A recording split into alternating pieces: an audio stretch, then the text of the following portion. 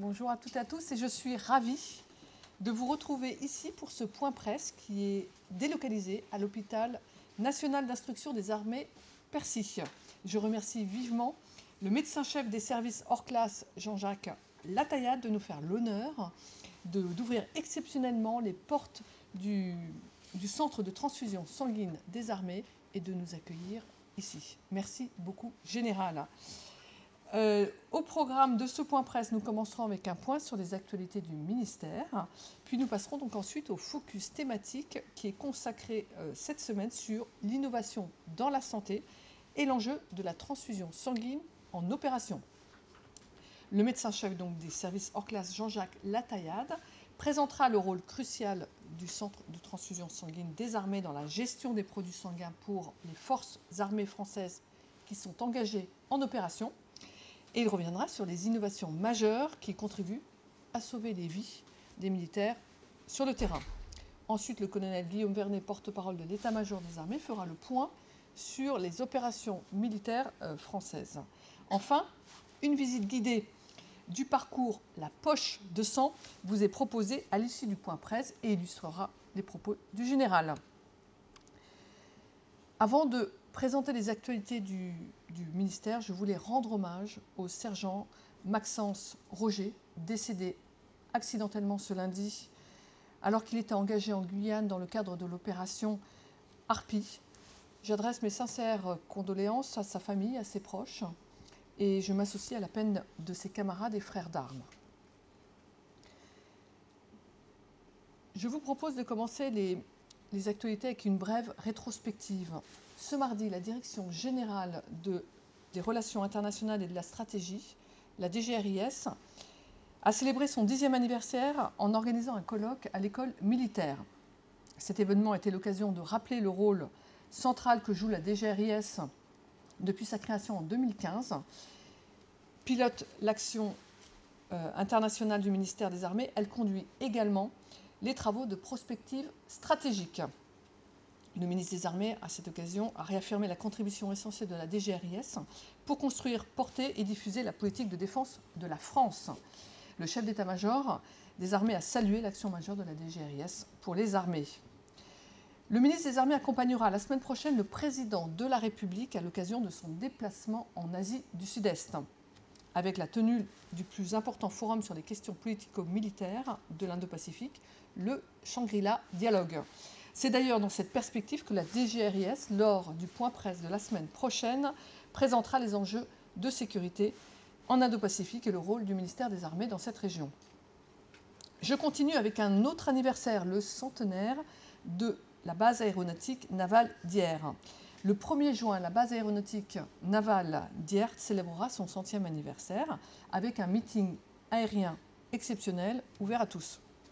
Au programme, une grande exposition d'appareils emblématiques, anciens comme modernes, et des démonstrations en vol avec la participation de la Patrouille de France. Un village exposition accueillera également des artistes, associations et passionnés d'aéromodélisme, tandis que le Bagad Lanbiwe et la musique de la Marine nationale rythmeront cette journée festive accessible sur réservation.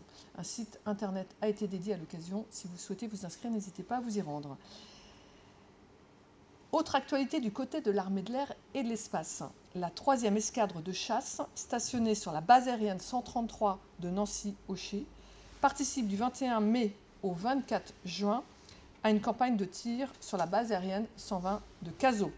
Elle déploiera à cette occasion une quinzaine d'avions, ainsi qu'environ 150 aviateurs. Il s'agit d'un entraînement dont l'objectif principal est le maintien en compétence du personnel en matière de tir aérien, d'armement réel, ainsi qu'au développement de compétences de tir canon. L'intégration d'une nacelle canon est une amélioration majeure du programme de rénovation à mi-vie du Mirage 2000D. Elle permet aux équipages du Mirage 2000D RMV de disposer d'une capacité d'appui feu rapprochée, ce qui augmente leur efficacité lors des missions d'attaque au sol. Pour plus d'informations, vous pouvez vous rapprocher du CIRPA Air et Espace. Je poursuis avec plusieurs événements en lien avec la jeunesse. Du côté de l'armée de terre, un événement se prépare dans les Alpes. Du 30 mai au 5 juin, l'association Ultra Ops qui soutient les militaires blessés en service en partenariat avec le service de santé des armées et l'association Les Jeunes de l'IHEDN, vont associer leurs forces pour tenter l'ascension du Mont Blanc.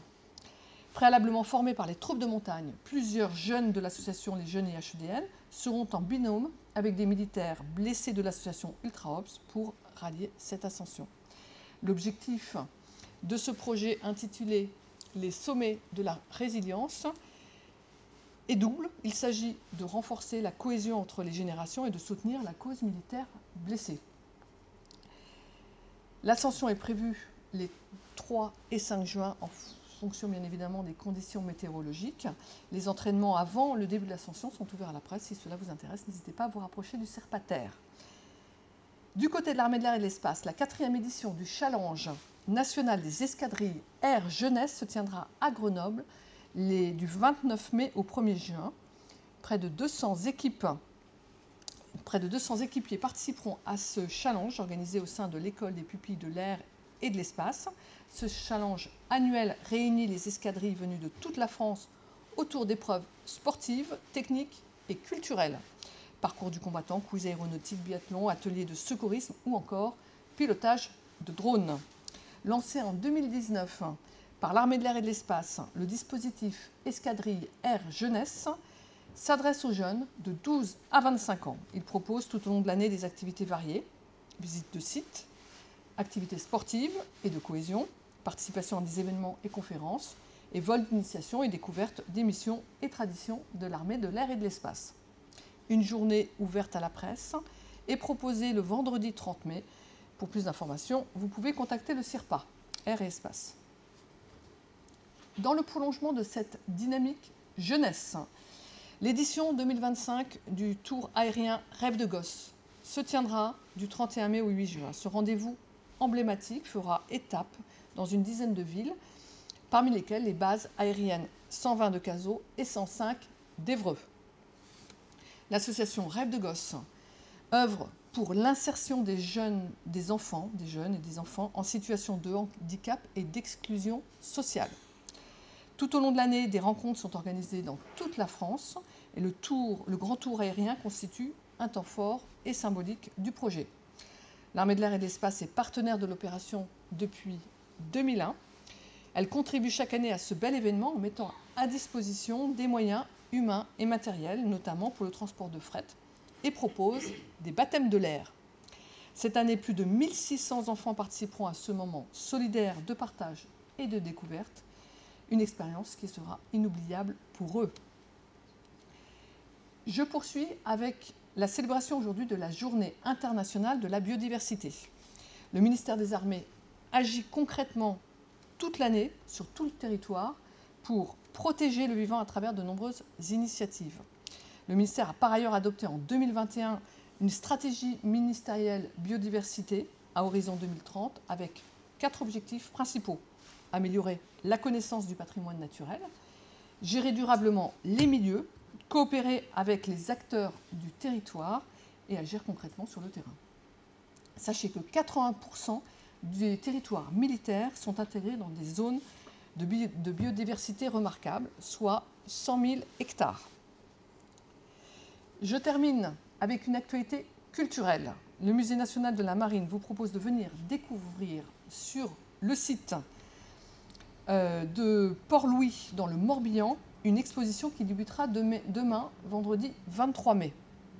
Réalisée en partenariat avec le CPAD, l'exposition est consacrée à Germaine Canova, l'une des premières femmes photographes de guerre en France.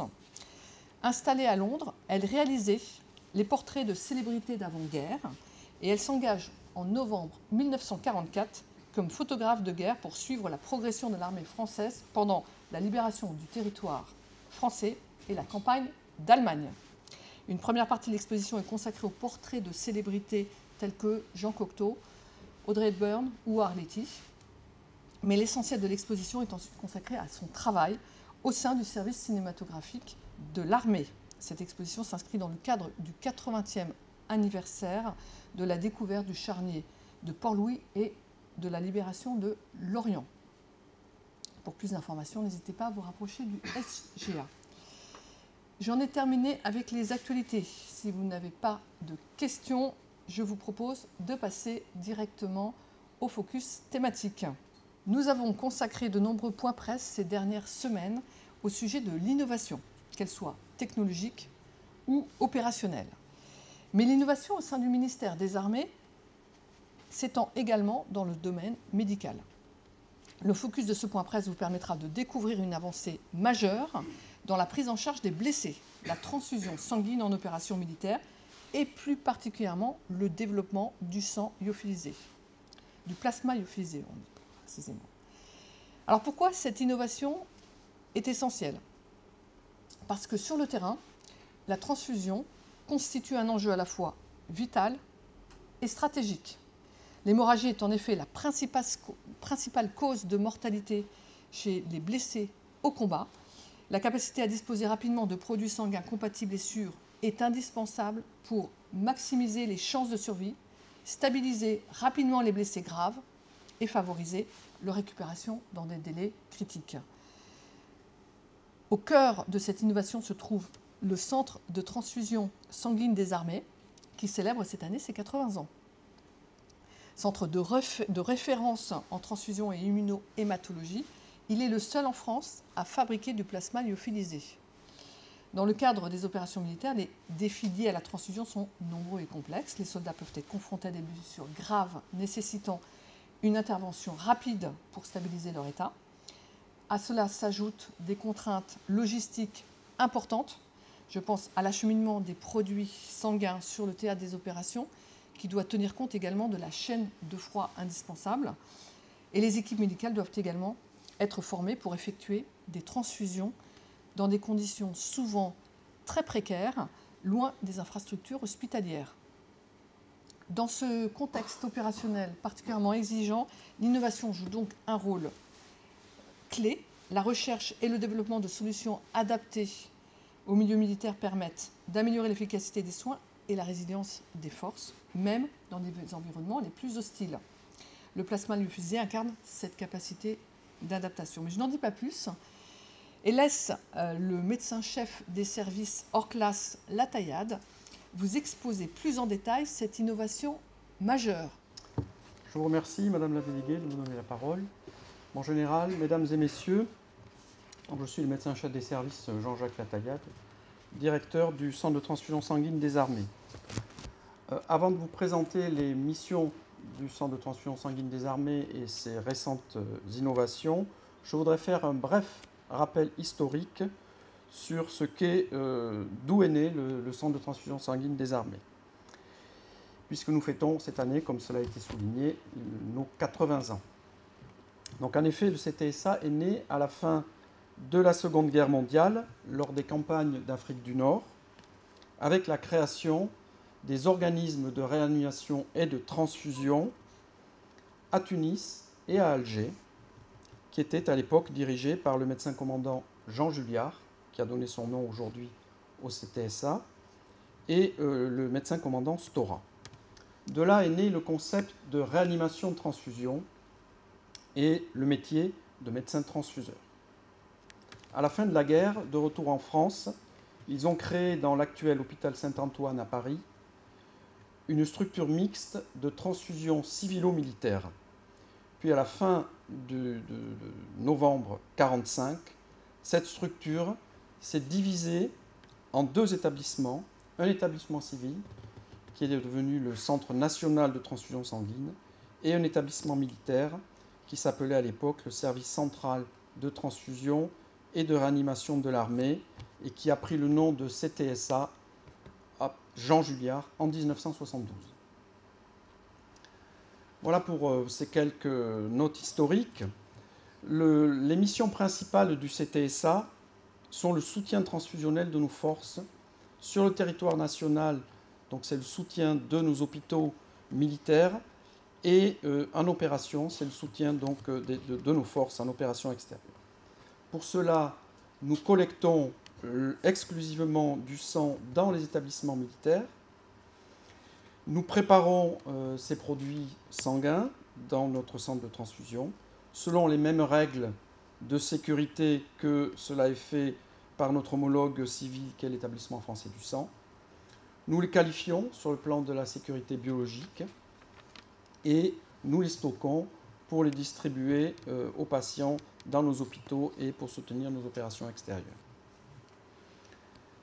Dans le cadre des opérations militaires, nous préparons des produits plus exclusifs, plus spécifiquement opérationnels.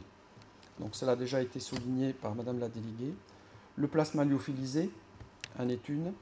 Il s'agit d'un plasma universel qui se conserve à température ambiante pendant 2 ans aujourd'hui et qui peut être apporté sans respect de la chaîne du froid au plus près du blessé. Il y a également le sang total. On revient à l'utilisation du sang total qui a été utilisé dans le passé, qui peut être prélevé et préparé directement sur le théâtre. On parle de sang total chaud qui est prélevé donc chez des donneurs connus, présélectionnés, qui sont donc nos militaires en opération. Et ce sang total, il peut être transfusé sans délai de conservation grâce à des kits spécifiques que nous avons spécifiquement mis au point. Afin de pouvoir utiliser ces produits de manière optimale, nous formons tous les acteurs de la transfusion à leur utilisation, que ce soit les médecins, les infirmiers ou les techniciens de laboratoire. Mais le CTSA n'est pas uniquement un établissement de transfusion. C'est aussi un centre expert en médecine régénératrice, cela a été souligné, qui est dédié aux militaires blessés. Nous avons pour cela une plateforme de production de produits de thérapie cellulaire et tissulaire et de médicaments dits de thérapie innovante. Cela nous permet de proposer de nouvelles thérapies réparatrices aux blessés, polytraumatisés, brûlés et irradiés à partir de cellules souches. Donc là, on est vraiment dans les innovations thérapeutiques. Diapositive numéro 2, s'il vous plaît. Cela m'amène à vous parler plus précisément d'innovation. L'innovation, elle est inscrite dans notre ADN depuis toujours. Début des années 50 déjà, le médecin général Maupin décrivait pour la première fois des cellules essentielles à la coagulation dans le sang. Je veux parler des plaquettes sanguines. Il en avait même décrit les techniques d'isolement et à partir du sang, il en avait testé leur effet thérapeutique à l'époque chez des patients irradiés accidentellement. Au début des années 50 toujours, le commandant Hénaf mettait en place en France la technologie de lyophilisation du plasma. Il avait ramené cette technologie, ce savoir-faire, qui était alors détenu par les Américains, des campagnes d'Afrique du Nord. Et ironie de l'histoire, les Américains n'ont pas su garder cette technologie, ce savoir-faire, si bien qu'aujourd'hui, nous lyophilisons à Clamart du plasma pour les Américains. Le CTSA a su garder ce savoir-faire, mais il a aussi su le faire évoluer. Et ceci malgré les exigences sécuritaires, issues notamment de l'affaire du sang contaminé, et reste aujourd'hui le centre unique de production de ce plasma lyophilisé qui est très envié de nos armées étrangères. À côté de ces innovations, de ces produits, beaucoup d'autres innovations sont en cours d'étude, guidées par une remise en question permanente de nos connaissances et adaptées surtout aux évolutions des besoins de nos forces. Aujourd'hui, le format des conflits armés a considérablement évolué, vous le savez. On est passé de combats asymétriques de type guérilla à des combats dits de haute intensité, avec un changement d'échelle considérable à tout niveau.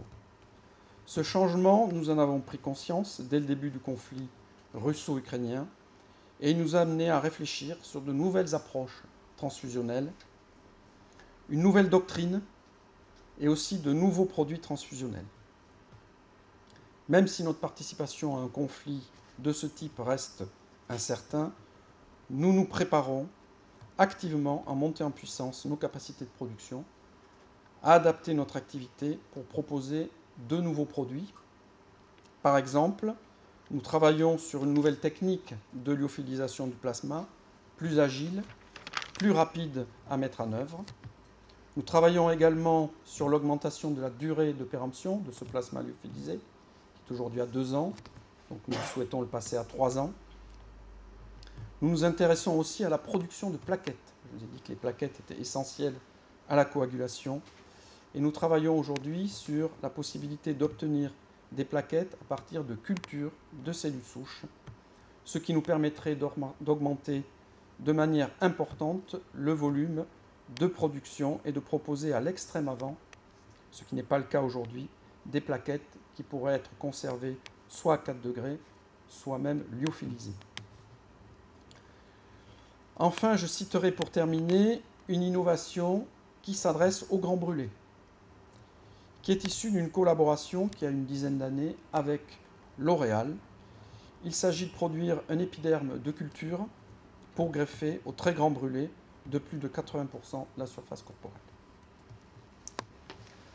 Tout ceci, bien sûr, n'est possible que si nous avons des donneurs de sang. Les donneurs de sang, vous l'avez compris, c'est le maillon essentiel, initial de la chaîne transfusionnelle, sans lequel rien n'est possible. C'est aussi l'assurance vie de nos militaires sur le terrain. Même si nous organisons des collectes majoritairement en milieu militaire, nous ouvrons nos activités aux citoyens civils à l'occasion de collectes événementielles, comme celle du 14 juillet, qui est organisée chaque année aux Invalides. C'est pour nous l'occasion de nous faire connaître à l'ensemble des Français et de faire prendre conscience de l'importance de notre mission au service de la nation tout entière. Je vous remercie de votre attention et je suis tout à fait ouvert à répondre à vos questions. Vous avez mentionné un savoir-faire s'agissant du plasma lyophilisé qui a été créé par les Américains. Ils ont perdu ce savoir-faire. Est-ce que le plasma lyophilisé est une spécificité française ou est-il utilisé par d'autres armées? Alors, ce n'est pas une spécificité française. Il y a d'autres armées, quelques armées qui en produisent. La particularité de notre plasma lyophilisé, c'est qu'il reste un produit sanguin labile. Il n'est pas un médicament, alors qu'il existe dans le monde des sociétés pharmaceutiques qui produisent du plasma lyophilisé médicament. Donc c'est une particularité. Notre produit sanguin, notre plasma lyophilisé étant un produit sanguin labile, il est beaucoup plus opérationnel et il est vraiment à la main du centre de transfusion, alors que les médicaments sont des produits pharmaceutiques. On va juste reprendre à l'oral la question donc, sur l'échéance sur les plaquettes, les recherches en matière de plaquettes sanguines que vous avez évoquées. D'accord, merci. Oui, donc ce sont des études qui sont en cours, la technologie existe. Nous avons besoin maintenant d'en faire la démonstration clinique, les études cliniques, donc je dirais l'horizon 2030. En quoi les retours d'expérience en opération peuvent améliorer justement les recherches en cours ou les dispositifs? Alors c'est effectivement un dialogue permanent. Le retour d'expérience, on l'utilise beaucoup, et en particulier actuellement avec le conflit russo-ukrainien, on s'appuie sur les difficultés qui nous sont rapportées, à la fois en termes de ravitaillement, d'utilisation, de produits, et tout ça pour faire évoluer notre doctrine. Par exemple, ce que je disais tout à l'heure, aujourd'hui on va plus s'orienter vers la transfusion de sang total, le plasma lyophilisé, qui sont des produits plus facilement disponibles à l'avent que l'utilisation de concentrés de globules rouges, qui sont des produits issus de séparation du sang total, donc qui demandent du temps technique et donc plus difficile à approvisionner rapidement.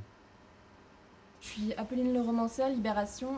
Juste une question basique, mais vous parlez de don du sang qui est possible pour les donneurs peuvent être civils et militaires. Est-ce que les critères sont les mêmes que pour l'EFS ou est-ce qu'il y a des critères plus stricts ou est-ce que moi je peux venir Est-ce que les critères de sélection des donneurs civils et militaires sont les mêmes? C'est bien ça? Ils sont strictement les mêmes. Nous sommes en accord avec la réglementation française. Il n'y a pas deux réglementations de transfusion. Il n'y en a qu'une. Quels sont un peu les défis logistiques Pour acheminer le sang. Pour acheminer le sang Voilà, sur le terrain. Les défis logistiques, c'est les défis de la chaîne du froid, que j'ai déjà évoqué pour les produits qui se conservent à 4 degrés. Nous avons une grande habitude de la logistique donc pour le soutien de nos opérations extérieures depuis déjà de nombreuses années. Donc, ce n'est pas vraiment un défi pour nous. Mais donc, nous travaillons quand même sur des produits qui se conserveraient plutôt à température ambiante, justement pour se passer de cette chaîne du froid, d'où l'intérêt de la lyophilisation, ce que l'on fait déjà pour le plasma, qu'on pourrait faire pour d'autres produits comme les plaquettes. En cas de crise majeure sur le territoire, comment le centre de transfusion sanguine des armées pourrait être mobilisé et agir? Alors on a un partenariat avec l'établissement français du sang dans ce cadre-là, hein, donc les choses sont cadrées, gérées, donc c'est une organisation qui est prévue. Je vous propose de passer maintenant au point sur les opérations militaires avec le colonel Guillaume Garnet. Merci Madame la Directrice, bonjour à tous et à toutes. Nous allons commencer ce point presse avec la zone Europe et en particulier l'Estonie, où l'exercice Hedgehog 2025 conduit depuis 3 semaines par les forces de défense estoniennes en coordination avec le bataillon multinational de l'OTAN se termine demain. Cet exercice multinational mobilise plus de 16 000 soldats, dont 3 500 militaires alliés provenant de 13 nations différentes. Les armées françaises ont engagé dans ce cadre près de 1000 militaires issus du bataillon multinational de l'OTAN en Estonie et de la compagnie d'infanterie légère également déployée là-bas. L'exercice simule une agression aux frontières entraînant des combats de haute intensité dans le nord-est et le sud-est de l'Estonie. Soldats britanniques et français combattent sur des matériels modernes et du haut du spectre, tels que le char de bataille Challenger ou encore les Jaguars et les Griffons. Cet exercice qui engage plus de 1000 soldats français renforce l'interopérabilité des forces alliées dans les pays baltes. En Lituanie maintenant, les armées françaises prennent toujours part à l'exercice Defender Europe avec son volet Swift Response qui vise à entraîner la capacité aéroportée des alliés. Une force interalliée de plus de 1600 troupes aéroportées composée d'éléments américains, français, allemands, italiens et néerlandais a ainsi été larguée le 16 mai en Lituanie depuis l'Allemagne, démontrant ainsi la capacité des alliés à réagir immédiatement. Donc pour mémoire, les forces françaises y contribuent avec près de 200 troupes aéroportées ainsi qu'un A400M et qu'un C-130J de l'armée de l'air et de l'espace.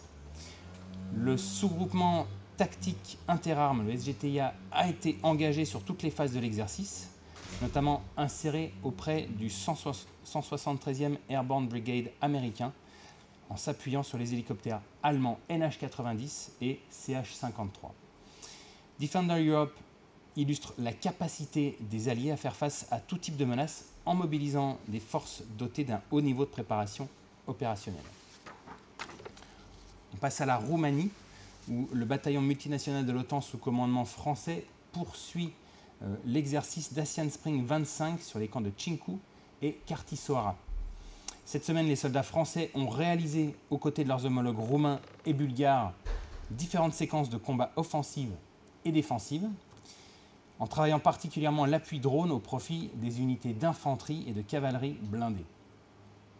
En Pologne, maintenant, dans le cadre de la mission d'assistance militaire de l'Union européenne, EUMAM, les instructeurs français ont poursuivi cette semaine les formations au profit des armées ukrainiennes avec 3 stages: reconnaissance, tireur d'élite longue distance et tir de mortier.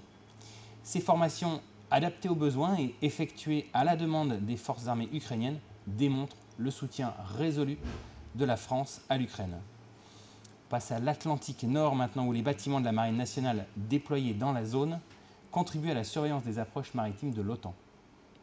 Au large des Hébrides, en Écosse, une frégate française intégrée au Task Group maritime permanent de l'OTAN, donc le SNMG1, est engagée depuis le 4 mai dans l'exercice interallié Formidable Shield 25. Et le 15 mai, dans ce cadre, la participation de la frégate a culminé sur un tir de missile antiaérien Aster 30 sur une cible supersonique en vol rasant. Cette démonstration atteste de la précision de l'arme et de son domaine d'emploi étendu, ainsi que du haut niveau de savoir-faire des armées françaises pour faire face aux menaces les plus complexes. En mer Baltique, maintenant, l'OTAN poursuit l'opération de surveillance maritime Baltic Sentry pour dissuader toute menace sur les infrastructures sous-marines et stratégiques.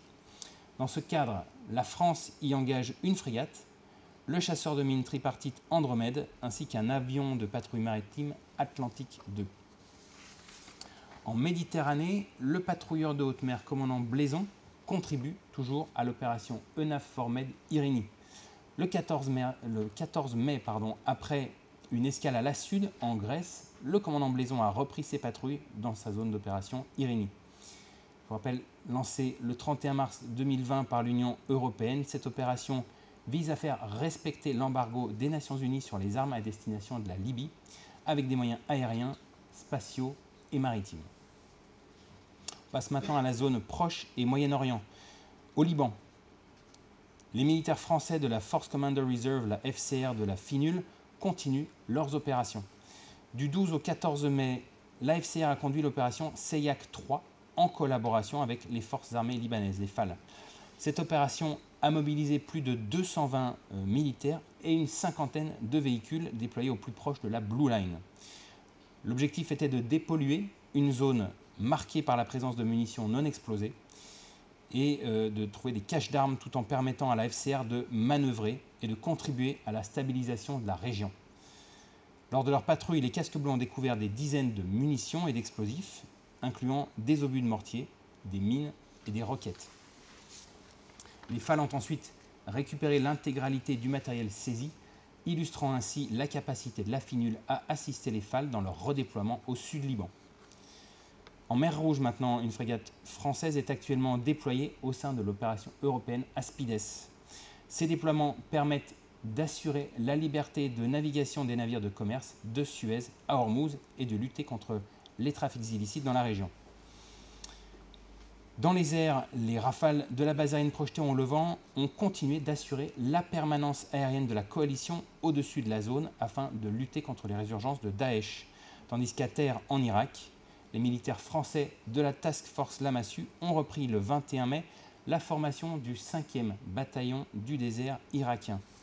Cette coopération opérationnelle bilatérale entre les forces armées irakiennes et les forces françaises aux Émirats arabes unis s'incarne par des actions de formation conjointes au combat en milieu désertique. Elle illustre l'engagement des armées françaises dans la lutte contre la résurgence de Daesh. On passe maintenant à la Corne de l'Afrique où la France s'engage aux côtés de Djibouti dans le cadre du traité de défense bilatéral qui lie les deux pays. Ainsi, du 11 au 18 mai, les Mirage 2000-5 des FFDJ ont effectué une trentaine de sorties aériennes. Ces vols s'inscrivent dans le cadre de la préparation opérationnelle des pilotes dans le domaine de la défense de l'espace aérien djiboutien. Toujours en Afrique, au Gabon, dans le cadre du partenariat militaire opérationnel entre les forces armées gabonaises et le détachement de liaison interarmée Gabon, l'Académie de protection de l'environnement et des ressources naturelles, l'APERM, délivre du 19 au 30 mai une formation au brevet parachutiste aux militaires gabonais et à la garde républicaine. L'objectif principal de cette séquence est de fournir une instruction au sol suivie de 6 sauts qualifiants. En parallèle, les stagiaires reçoivent une instruction qui va du niveau chef de groupe au niveau chef de section. La formation vise à renforcer les capacités des forces armées gabonaises dans la projection et dans le combat en milieu forestier, tout en consolidant le partage d'expériences entre les deux armées.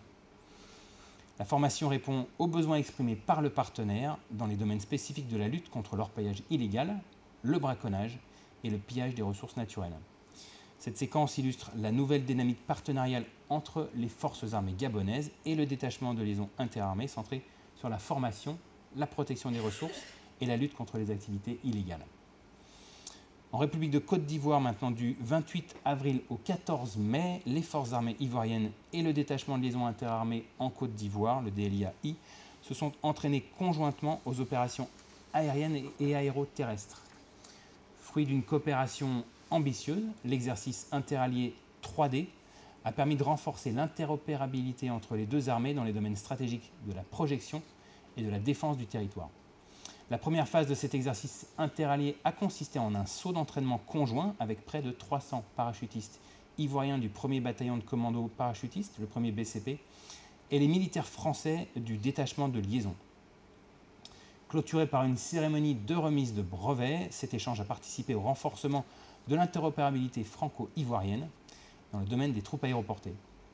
Dans le cadre de la montée en puissance de la composante aéroterrestre ivoirienne, l'exercice s'est articulé autour d'actions de formation des équipages du CASA CN-295 ivoirien. Grâce à la qualité des interactions, l'armée de l'air ivoirienne a réalisé pour la première fois un largage de shooters en complète autonomie. Également, au cours de cet exercice, le déploiement de 2 Mirage 2000D a permis la formation d'une dizaine de guideurs aériens tactiques avancés, des GATA. Ces guideurs aériens tactiques avancés ivoiriens, c'est réalisé grâce à l'appui aérien et ce qu'on appelle donc le Close Air Support. La mise en place temporaire de ce plot chasse sur la base aérienne de Bouaké en amont de l'exercice a également contribué de manière significative à la montée en puissance de ce site qui est destiné à accueillir la future aviation de combat de la République de Côte d'Ivoire. Cet exercice incarne la nouvelle approche partenariale entre la République de Côte d'Ivoire et la France, à savoir un dispositif flexible, adaptable en temps réel et en mesure de répondre aux besoins exprimés par la République de Côte d'Ivoire, permettant un échange de savoir-faire entre les armées françaises et ivoiriennes. On passe à la zone Indo-Pacifique avec Mayotte, où le bataillon de reconstruction poursuit ses chantiers dans le sud de l'île, notamment pour y effectuer des retraits d'embâcles. On passe aux Fidji, où le bâtiment de soutien et d'assistance outre-mer, le BSAOM Bougainville, poursuit son déploiement dans le cadre de la mission de police des pêches Aquarius 25. Après des escales au Tuvalu, au Fidji, le BSAOM a appareillé le 15 mai de Suva, Fidji, avec à son bord 2 inspecteurs des pêches fidjiens pour participer à une opération internationale de contrôle des pêches de la FAA, qui est une agence des pêches du Forum des îles du Pacifique. Tout ça au profit des pays océaniens. Ces actions de coopération entretiennent les partenariats des armées françaises avec les pays insulaires de cette région. En Polynésie française maintenant, un patrouilleur outre-mer ainsi qu'une frégate de surveillance sont toujours engagés dans la surveillance des zones économiques exclusives françaises dans le cadre de la mission de police des pêches Pacific Aito 25. On passe à la zone Amérique maintenant avec la Martinique où le 33e régiment d'infanterie de marine des FAA, donc les forces armées aux Antilles, a accueilli un détachement de 52 élèves officiers des forces terrestres, aériennes et maritimes de la République dominicaine dans le cadre d'un stage de 2 semaines au centre nautique et d'entraînement en forêt. Les FAA mènent régulièrement des formations au profit des pays partenaires de la zone Caraïbes et Amérique du Sud et ils développent la coopération militaire avec leurs alliés au cours d'exercices ou d'opérations communes. On passe à la mission Jeanne d'Arc aux 7 îles au Québec. Le 17 mai, donc, le groupe amphibie Jeanne d'Arc, constitué, vous savez, d'un porte-hélicoptère amphibie et d'une frégate de type Lafayette, a pris part à l'exercice d'évacuation de ressortissants Lion Mistral aux côtés des forces armées canadiennes. Le groupement tactique embarqué, donc le GTE de l'armée de terre qui est à bord du PHA, ainsi que des forces canadiennes ont réalisé le débarquement conjoint de 300 militaires et d'une trentaine de véhicules. Après les manœuvres d'extraction des ressortissants par les unités déployées, le PHA a ensuite servi de centre de regroupement et d'évacuation des ressortissants, ce qu'on appelle le CRER, qui est une entité capitale dans le processus de sortie des ressortissants vers l'extérieur d'une zone de crise. Cette activité amphibie d'envergure exige un haut niveau de préparation et illustre la cohésion et la capacité des forces canadiennes et françaises à être engagées rapidement ensemble. Voilà, ceci clôt ce point sur les opérations. Je suis prêt à répondre à vos questions. Je vais répondre à vos questions en les répétant. Votre première question concernait le déploiement des 2000D, déploiement temporaire du Mirage 2000D à Bouaké, et vous vouliez savoir d'où ils venaient. Donc effectivement, ils viennent bien de Nancy, et c'est une base donc, hexagonale. Aucun doute là-dessus. Vous avez parlé aussi de Dacian Spring, et vous m'avez demandé ce qu'il en était par rapport à la problématique du report lié aux élections en Roumanie. Alors en fait, je vais rappeler un petit peu le contexte. Dacian Spring n'a pas été reporté. Ce qui a été reporté, c'est un exercice de montée en puissance au niveau brigade, c'est-à-dire l'envoi de troupes françaises, l'envoi massif de troupes françaises, puisque on a appliqué à l'étranger les mêmes règles qu'on s'applique à nous-mêmes sur le territoire national, à savoir qu'il n'y a pas de gros mouvements de troupes pendant un scrutin électoral majeur.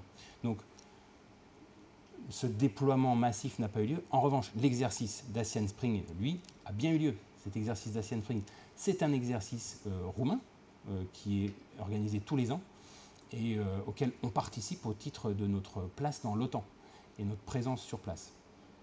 Donc, d'Asian Spring a lieu, d'Asian Fall aura lieu également. Maintenant, la question de cette montée en puissance brigade, elle aura lieu à temps et donc on vous informera avec suffisamment de délai pour vous expliquer quand cet exercice de montée en puissance aura lieu. Merci à tous d'être venus. Je vous donne rendez-vous la semaine prochaine. Le point presse aura lieu exceptionnellement mardi 27 à 11 h. Et comme je vous le disais en introduction, il sera consacré avec l'intervention d'un représentant de la DGRIS au Shangri-La Dialogue et aux enjeux de défense dans la zone Pacifique. Et nous aurons également en complément un bonus dans le cadre du symposium des chefs d'état-major de l'armée de terre qui se déroulera à Toulon les 2 et 3 juin. Il y aura également une intervention sur les enjeux de sécurité dans la zone méditerranéenne. Merci beaucoup.